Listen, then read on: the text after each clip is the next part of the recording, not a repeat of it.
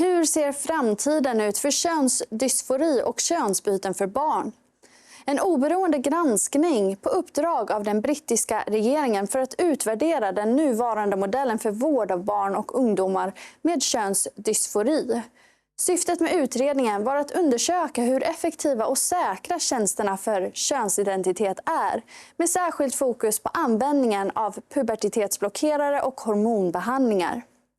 Resultatet väckte oro för hur könsdysfori behandlas och lyfte fram problem som otillräckliga bevis för långsiktiga effekter och bristen på omfattande stöd för den psykiska hälsan för de som genomgått behandlingen. Riks har intervjuat Joe Bartosch som är en brittisk journalist känd för sitt omfattande arbete med kvinnors rättigheter och genusfrågor. Hon har bidragit till ledande brittiska publikationer som The Telegraph, Mail on Sunday och The Times. You had written a text for Spiked, how the Cass Review changes everything, and it's of course referring to gender ideology and the Cass Review. Could you just tell us briefly again, introducing the audience to the Cass Review and the ultimate goal? Yeah, of course. So it was proposed by the previous Prime Minister, and it was because there have been a number of legal cases from detransitioners. So we've had Kira Bell, she was the most notable detransitioner, and basically as a young traumatised, she's a bisexual, as a young traumatised bisexual woman, she believed she was born in the wrong body, and she wasn't challenged on this thinking, and then she was referred to the Sanderford Clinic, actually, which is another one of the gender identity clinics, and she was Tavistock, and they encouraged her basically to transition without offering any proper therapy, and within a few appointments she'd been put on testosterone and underwent a mastectomy. So now, as a young woman, she's been left without any breasts, she doesn't know about the impact on her fertility, and she has facial hair because of the hormones that she was put on. So she's just one of many young people who were put on this medical path without any proper scrutiny, without any proper evidence, and it was all based on one Dutch study, which was flawed in itself, which suggested that if you affirm children who believe they're in the wrong body or in the wrong sex, that eases their mental suffering. And the Cass Review has fundamentally shown that that's not true, and that the evidence base is weak, and that's why the Tavistock Clinic has now been shut. There are bridging services for young adults before they get referred to adult services. And there's now an investigation of adult services as well. So it has been quite a fundamental change to the way that young people are treated for what's known as gender dysphoria. And the text mentions how the Cass Review highlights significant shortcomings in the evidence base for medical interventions in gender identity services. Could you tell us, in your view, what have been the most critical factual gaps and misrepresentations that have shaped the public and professional understanding on this issue? Yeah, so for a long time, there's been a concerted effort by trans lobby groups to attach themselves to lesbian, gay and bisexual people. But actually what's understood as being transgender, which used to be called transsexualism, is an adult male fetish. And the reason it has been, it's been sort of desexed, if you like. So to take it away from the idea of being a fetish, they moved from the word transsexual to the word transgender. And then lots of children, there's been a crisis in youth mental health. And I think in part that's probably driven by social media and pornography and just the online world. So young people were being coached online by influencers into believing that their feelings of sort of typical adolescence, of feeling uncomfortable in their bodies, was evidence of them potentially being born in the wrong body. And it particularly affected girls, and it has become a social contagion, and it's something that's happened all over the world. And rather than sort of urging caution or looking into it, the NHS within the UK had partnered effectively with groups like Mermaids, who are a trans lobby group, with Stonewall, and they were deferred to as the authorities. But of course, they're ideological, not evidence-based, not medically based. They've got no clinical experience, yet they had a hand in shaping the treatments that were offered to this particularly vulnerable cohort of young people. So basically, we've seen a mass sort of medical sterilisation, and it has particularly impacted upon same-sex attracted young people. So people who might grow up to be same-sex attracted are more likely to exhibit behaviours that are considered stereotypically associated with the opposite sex. Now, that was the diagnostic criteria that was then used to suggest that they were in some way transgender.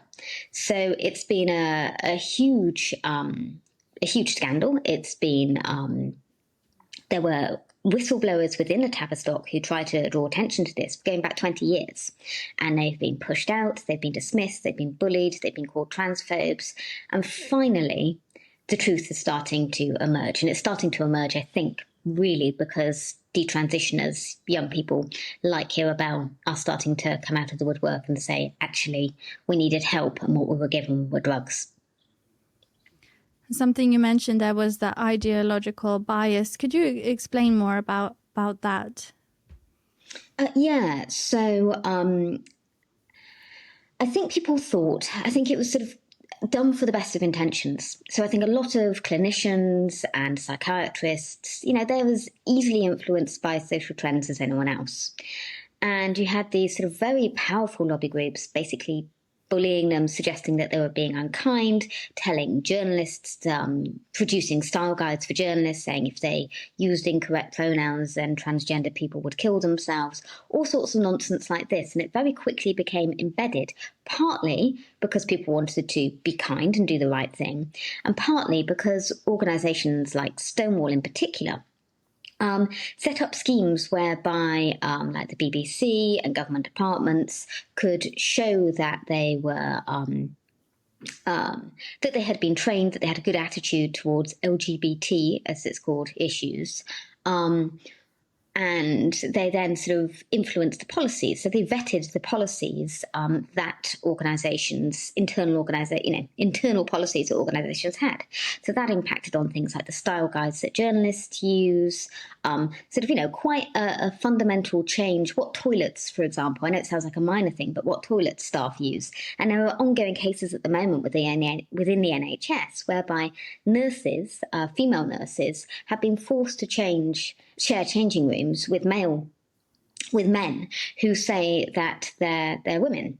So that's there are 3 ongoing cases that I know of around those. So there were 5 nurses called the Darlington 5 who are challenging the NHS on this at the moment, and they were all disciplined and told that they needed to broaden their minds and learn about trans issues, rather than their managers actually looking and saying, well, why does this man believe he's a woman, and why does he think it's acceptable to share a changing room with them?